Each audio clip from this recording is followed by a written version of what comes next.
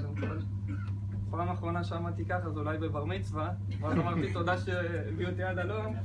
טוב, אני רוצה להגיד תודה שמלווים אותי לאורך כל הדרך, באמת כל התמיכה וכל צעד וההחלטה שאני עושה, אז הליווי הוא מלא, ותמיד נותנים לי את מה שאני צריך, אז זאת ההזדמנות וזה המקום להגיד תודה רבה. כמובן לתקופה שהייתי בחצרים, זה חוויה, זה תפקיד היה לא פשוט, והיה את ניר וצחי שתמכו המון וקידמו אותי בין אישית, מקצועית.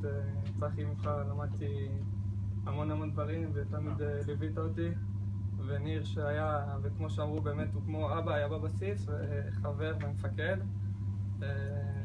יהיה לי קשה בלעדיו עכשיו שהוא יעזוב. הגעתי למקום מדהים, אנשים מדהימים, כיף לי לדבר עם כולם, להכיר את כולם, לעבוד עם כולם, ללמוד כל יום משהו חדש מכולם. זהו, אנחנו עושים את המשימה, משתדלים לעשות אותה בצורה הטובה ביותר, ונמשיך.